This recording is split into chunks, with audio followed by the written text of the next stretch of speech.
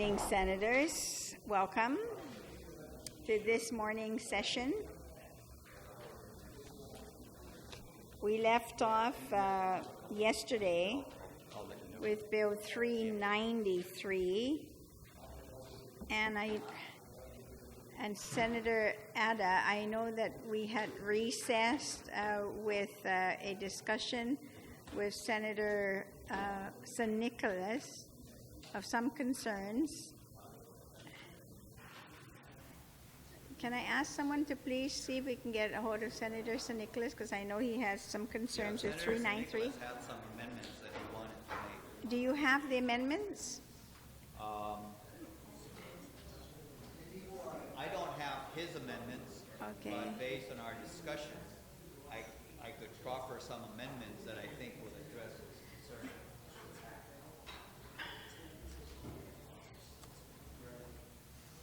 Well, Senator, then we're going to have to set that one aside as well.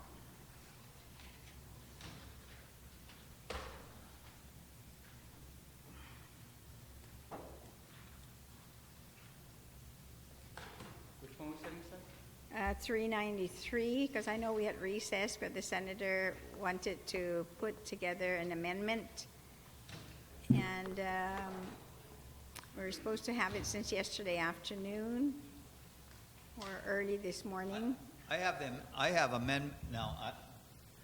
How long are we going to set it aside, Madam Speaker? Well, see, I know, I understand your concern, and I have the same concerns as you, is that when we want to make amendments, I always give you the opportunity on a recess to be able to provide that. And if not, and I know yesterday, we had recessed earlier for the investiture, and then that means then they will have the opportunity to prepare it for this morning. Okay. So may I ask this bill is very critical It is. to Guam I realize Waterworks. that. And so I would be willing to go. We'll go ahead and we'll set it aside. But can we move on then to the next? We'll move on to the next bill, or are we going to go back up to the top? Well, normally after that, then you're right. I go back again to the numerical order of bills. So that means then we're going to go back to. Let me see. Remember numerical orders. So it'll be 317. So yes, it'll be going back. If you look at your the agenda, it would take us to page 5 for 317, then continuing on to 371, and then 386, back to 393, before we go to 394. So, Madam Speaker, there's just a little bit of unfairness in this because the bill's being set aside because somebody else who wanted to make an amendment is not here. I would like to, as a compromise, we'll go ahead and we'll set that aside, but if we can move down to the next bill, 394, and that basically finishes the bills out of the committee. Yes, this is what I can do, because I have the author, the primary sponsor for 317, that's Senator Rodriguez, and also 371, then I'll definitely go then to, I'll go back to 393, and we'll just have to move forward.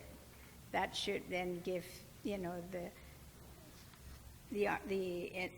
our member who would want to provide an amendment. Set it aside for those two bills, and then come right back. So you're saying we're going to go back up to the top, or we're going to go down to the next bill? No, we're going back. I always go back to the top. Okay, you're the speaker. I'm just trying to be consistent with, the way I've been doing things is always going back to the top of the agenda. So I'm not doing anything different from what I've done. I've always, been very considerate for those who want to make amendments. And what I'm saying is that since we're going back to the top, and I do have the senator here for two of the bills on top, that I'm willing to come right back to 393, wherever that is this morning. I'm not saying I'm setting it aside for an indefinite time. Yes. I'm sorry. Well, I've already asked, and the staff was out there already making the, so. Unfortunately. Okay, let's just move on. We got today, tomorrow, necessary Friday. Yes, today and tomorrow. Friday we vote. Friday they engross. So, Senator Rodriguez on Bill 317-33. Hafaday, good morning, Madam Speaker. Madam Speaker, I move to place Bill 317-33 as amended by the Committee on Appropriations and Adjudication to the third reading and be allowed to briefly discuss the bill. You may proceed. Thank you, Madam Speaker. Madam Speaker, Bill 317 is an act to authorize Imagalan Guahan to transfer up to $72,500 from any general fund appropriation for the purpose of having Guam, paying Guam's due to a membership into the Western Interstate Commission for Higher Education for school year 2016-2017. Just a little bit of background, Madam Speaker. Back in the 32nd Guam Legislature, February 1st, 2014 to be exact, this body passed a resolution, unanimously passed a resolution supporting Guam's application into membership into the Western Interstate Commission for Higher Education. What this group does, Madam Speaker, this organization does, is provide assistance to college students in different areas where they're members of, to be able to get, among other benefits, is reduced tuitions, reduce college tuition at participating institutions that are members of WICHE. And so I want to commend and recognize, of course, the primary mover of this effort, Senator Brant McCready, for moving this forward last term, getting this resolution passed, and working with him again now to ensure that we take it now to the finish line. And that finish line, Madam Speaker, is for us to be able to pay the dues and become members of this body, so that our college students here on Guam have the option of participating into colleges and universities that offer primarily programs that are not offered at our University of Guam or even at Guam Community College. The annual dues, Madam Speaker, for Guam's membership was at one point when we were discussing this resolution last term was about over $140,000. That was the membership dues that was required. And what has happened is that there was efforts by Guam, by the CNMI, and other neighboring islands to be able to work with WICHE and to group and bundle our communities into one, and so that if one or two or three of these islands or these governments around the region participate and become members, then any one of us now who want to join, the dues are then divided by the number of governments who are in the program. The CNMI, Madam Speaker, has been a member of WICHE for several years now. The last data that we've seen, there was about 19 students that benefit from, that are enrolled in WICHE participating colleges and universities. And the annual savings for those 19 students to the CNMI is about $199,000, about $200,000 a year. And they're paying right now $145,000 for the membership dues. Now that Guam may become members with the passage of this bill, we now split the cost of that $145,000 with the CNMI. The CNMI now will only pay half of that, And there's efforts now to get CHUK, the other Federated States of Micronesia governments involved. There's active discussions in making that happen. And so, the bottom line here and the takeaway here, Madam Speaker, is that we want to be able to offer our students here the option of seeking higher education at universities and colleges that are part of this network, and most especially for those programs that may not be available for them here at the University of Guam. We all know that UOG, GCC will be the natural choice for our students to be able to go and seek higher education.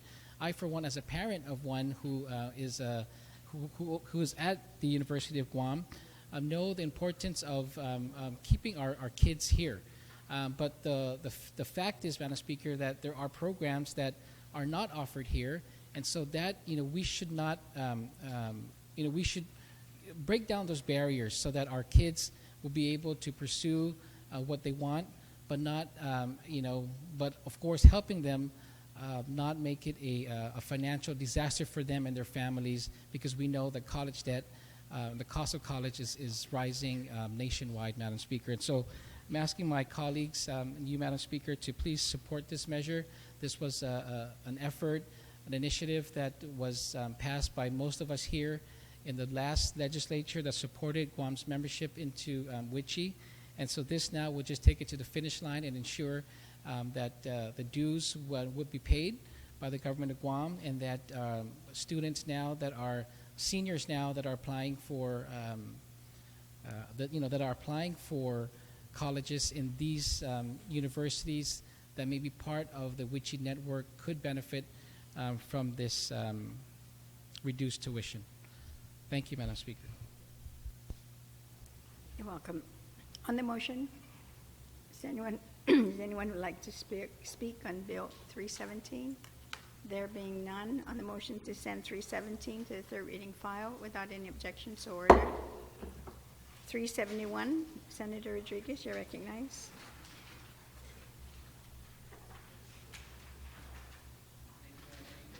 Thank you, Madam Speaker.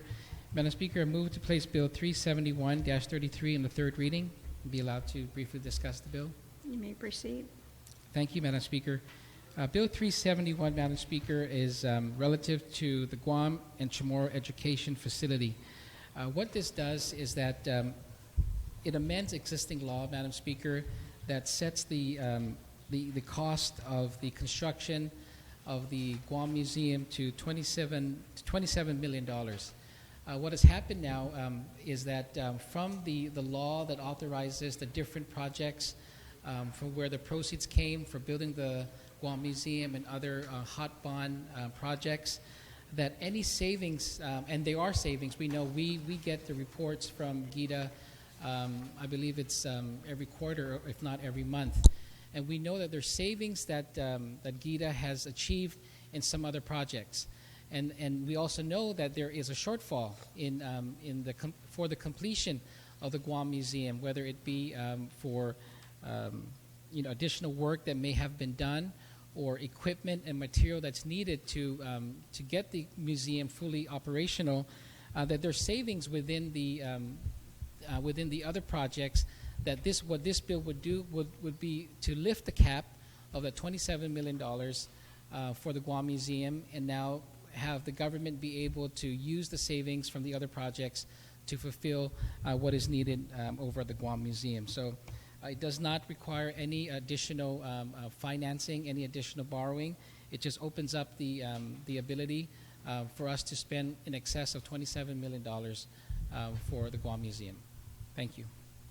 Oh, and also, Madam Speaker, if I could move to place Senator Tina Munoz-Barnes as a co-sponsor, and also Speaker Judith Wonpat as co-sponsors of this bill. Thank you. Thank you, Senator. On the motion, and that amendment, no objections are ordered. On the motions, anyone who would like to speak on it? There being none, then to send 371 to the third reading file without any objections, so ordered.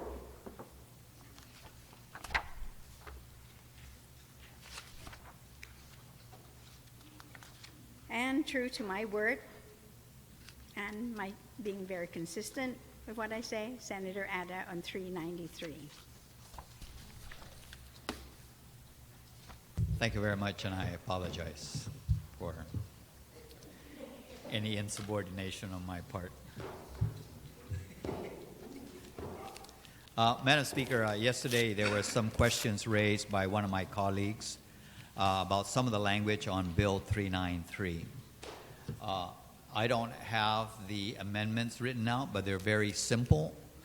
And if you'd allow me, I would like to just basically articulate what these amendments are.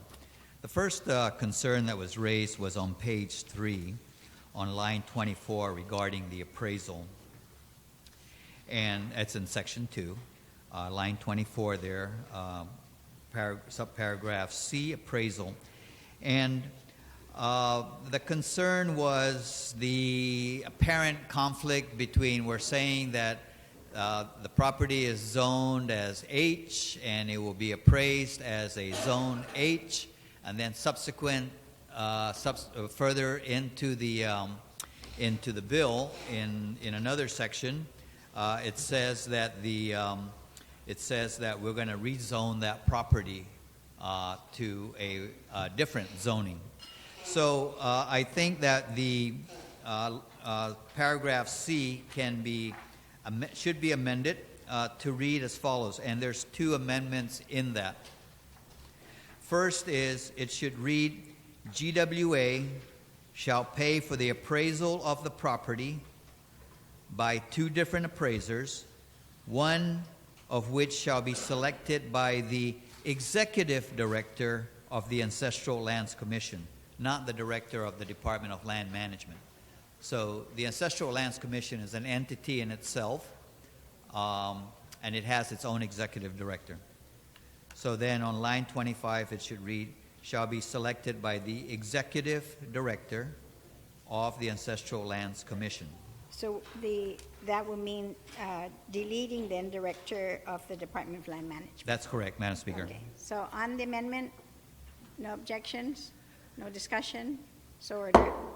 The second amendment to that particular subsection, Madam Speaker, is that it should just read very simply,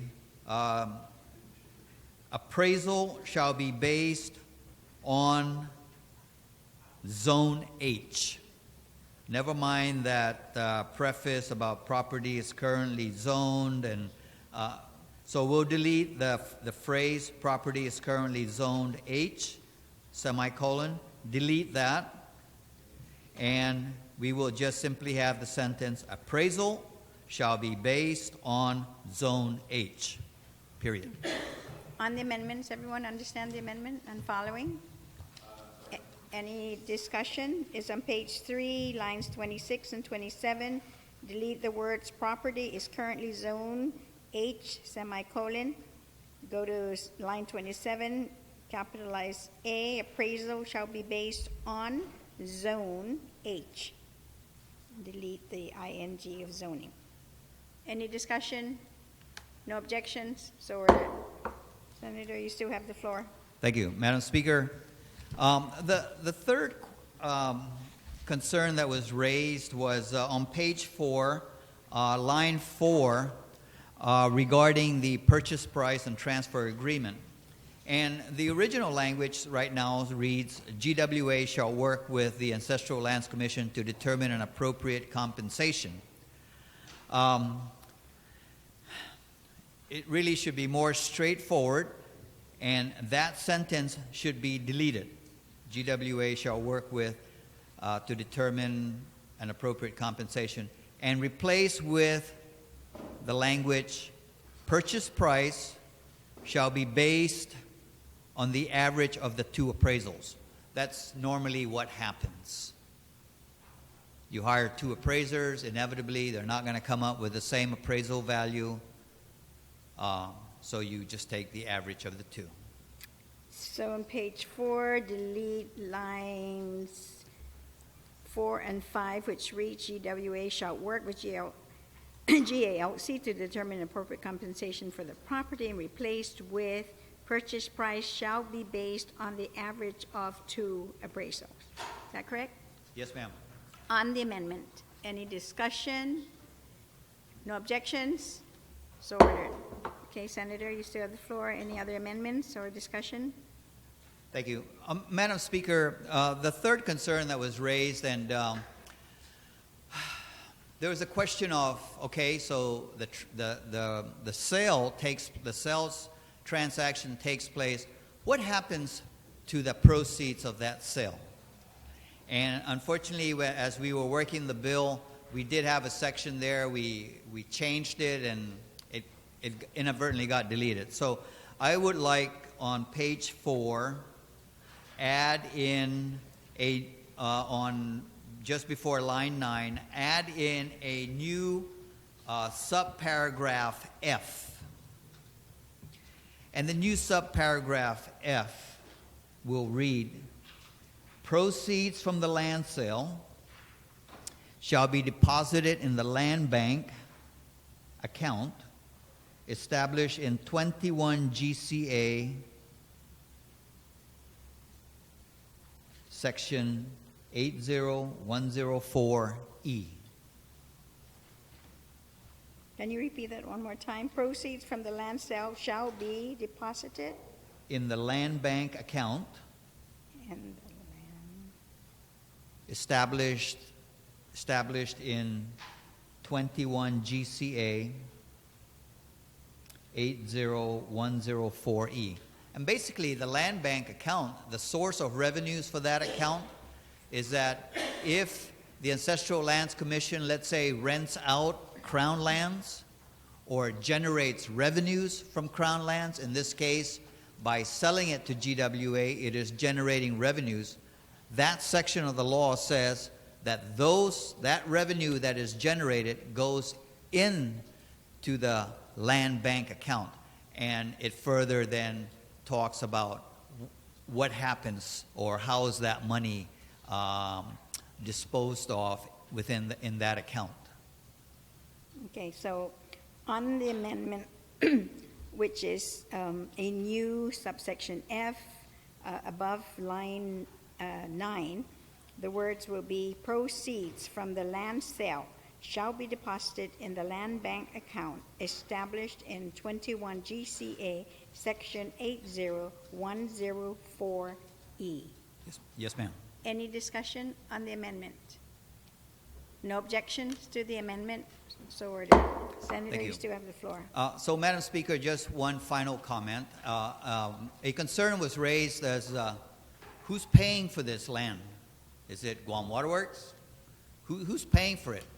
And so I did go back to the CCU and ask for clarification. And so basically, from start to finish, it is estimated that this upgrade to the wastewater treatment plant is going to cost about $160 million. About $100 million of that has already been appropriated by Congress to the Department of Defense. And for the purpose of constructing this wastewater treatment plant and the connecting lines from it to the new Marine Corps base. But what happens is before DOD, it's kind of a chicken or the egg question. So the money is there. It's already been appropriated. DOD has it. But now in order for us to get it, we have to show them, here's the law that authorizes Guam Waterworks to obtain possession of this property, and the value of that property is based on this appraisal. We give that to them, they give us the check, and that's how that money transaction takes place. At the same time, once the land has been acquired, then they can go in and start, GWA can go in and start doing its necessary engineering work, develop its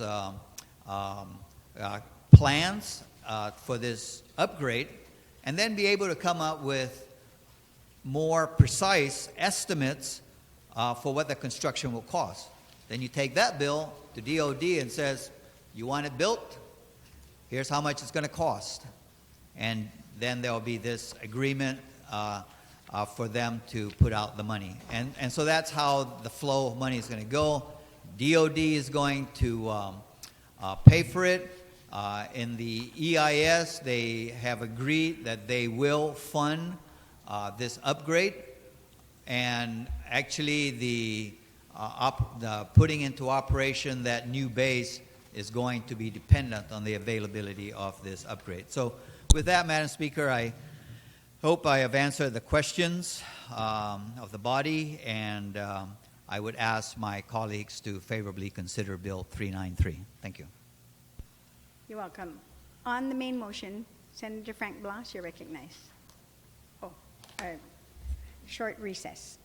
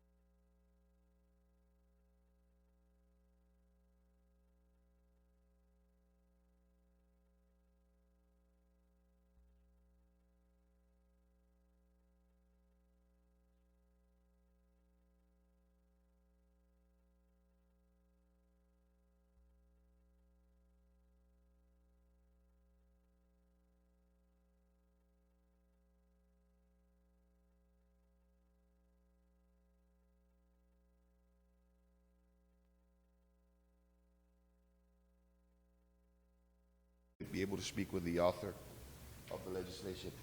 I appreciated the, I guess, the presentation, the information that he had provided prior to my asking for the recess today. It was for the purpose, as a result of that presentation, that I wanted to make sure that this legislation shows that we are committed to our part of the agreement, per se.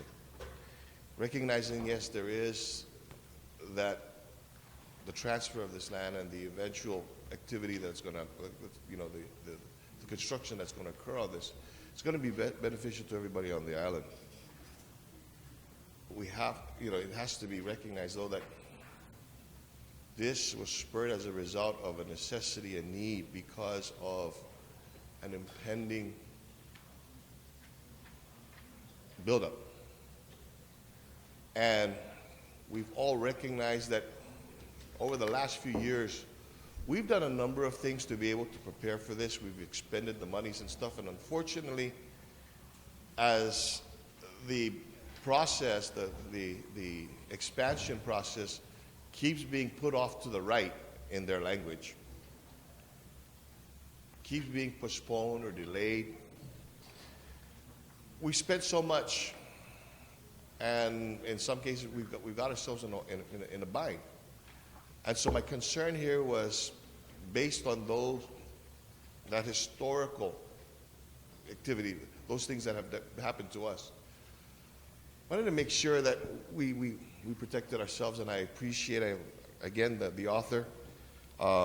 He has language actually found on page 4 of the bill, starting on line 7, where it says, failure to achieve an agreement may result in the reversion of the property back to the Guam Ancestral Land Commission. So just wanted to make sure that as we continue and we keep to our side, that if it falls apart, and not in this instance, but in other instances, it has fallen apart, that we don't get stuck holding the bag again. So I see that it's here, and I appreciate that. So with that, Madam Speaker, I don't intend to make any amendments to this thing as a result of this information and the amendments that were made previously this morning. I am actually in full support of this legislation. Thank you. Thank you very much, Senator. So on the motions, anybody else would like to speak? Senator, you want to close? So, Madam Speaker, I would just like to, I appreciate the input from my colleagues. And before I move to send it down the voting file, I would like to ask that I place you as a second co-sponsor on the bill. On that amendment, no objection, so ordered. Thank you. Thank you. And so with that, I move that it be placed down on the voting file. So on the motion to send 393-33 to the third reading file without any objections, so ordered. Thank you, Senator. Senator Munya-Barnes, 386-33. Thank you, Madam Speaker, for giving us the opportunity to confer with the Guam Housing Corporation in reference to the inquiries as it relates to the foreclosure activities. And we did take the time to look at the enabling legislation and the establishment of the Housing Trust Fund program and what it was going to do. And I'm pretty sure that I can yield it back to Senator Espaldon, who had concerns regarding that, and that the foreclosure fund has and is in the enabling legislation with the Guam Housing Corporation. Okay, thank you, Senator. Senator Espaldon, you're recognized. Thank you, Madam Speaker. Madam Speaker, yes, yesterday I did ask that question because within the proposed rules that we're going to be voting upon, it has the words, the board shall approve monies, and one of the things that they can approve is to finance foreclosure prevention activities on Guam. And I was trying to understand what that all means, because and after talking to the Guam Housing Corporation, the fact is, I mean, what this will do is it will allow the Guam Housing Corporation assist those families who are presently in their home who might be facing foreclosure, to assist them in some way. That way, and really the concern is to be able to allow that family to stay in a home as opposed to make them a homeless family and dependent upon other public funds and whatnot. And after thinking about it in my head, it makes sense because we want to be, if it's at all possible, to be able to assist those kind of families who, for whatever reason, whether it's a medical reason or a death in the family, all of a sudden there's a foreclosure notice because they haven't been making payment, that maybe the Guam Housing Corporation would be able to assist them in some way, whether it be in a small loan type thing, just so that that family does not get kicked out of their house. And it does make sense. So on that issue alone, Madam Speaker, I concede the point, and I will go no further with that. However, that being said, after some analysis and taking a look at the law and variant, there were some concerns also that were raised by those who assist me in taking a look at all these bills. And one of them was, and I'm just going to state it for the record, Madam Speaker, actually there's two of them. One is that the proposed rules are broad in terms of definition and provide too much plenary authority to the Guam Housing Corporation Board to dispose of the funds. The intent of Public Law 31-166 was to have the Housing Trust Fund to be used for housing programs enacted by the legislature. Rather than achieving this objective, the proposed rules, and this is the proposed rules empower the Guam Housing Board to create new programs instead of merely being the conduit for housing programs approved by the legislature. And after reviewing the bill that's before us and approving the rules, and then talking to legal counsel from Guam Housing and some of the members up there, I think that, and they did explain to me that that's still in place. The Guam legislature still has the authority to create the programs that the Guam Housing Corporation will be a conduit for. So in reading it, I can understand, and after rereading it several times more, I understood that also, that these rules do not mandate or do not create any new programs without legislative consent. My concern was that by including the list of programs, which is here, and it's more of on page 5 of the amendment, it has starting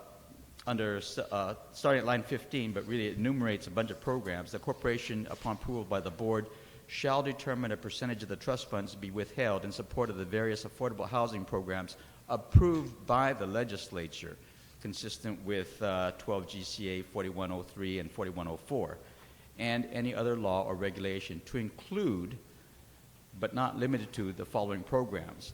And then there's a list of, 15, 16, 17 programs, something like that. And my concern was by listing these programs in the rules that we're about ready to vote upon, that the question to me was, are we now giving consent to these kind of programs without having a full understanding of what they were? And what was communicated to me just now by the Guam Housing Corporation is that these are basically programs, all-inclusive, that they could think of that the legislature might want to consider in approving or in taking a look at. And then if we do pass that kind of a program into law, then they would then be the conduit. But the concern was, Madam Speaker, that because there's all these programs, that, and they're very noble, noteworthy and very noble. I mean, you have housing solutions for programs for the elderly, property acquisition programs, new construction programs, short-term loan programs. Those are all very viable programs, but they have not yet been approved by the legislature. And like I said, Madam Speaker, my concern was if we pass these rules, does that mean that we have approved these programs? And I have been assured by the Guam Housing Corporation that that's not the case. However, Madam Speaker, if I might take just another minute just to confer with legal counsel to make sure that the legal eyes, really does state it. I feel comfortable, right, in the explanation that none of these programs will be in place by passing these rules. And there'll still be, any program that is created by this legislature will then be administered by Guam Housing Corporation. But I just want to double check with legal counsel to make sure that we're not, by passing these rules, creating a whole host of programs that have no real funding mechanism or not enough funding to be able to carry out. So if I could just take a minute just to confer with legal. We'll take a brief recess. Thank you, Madam Speaker.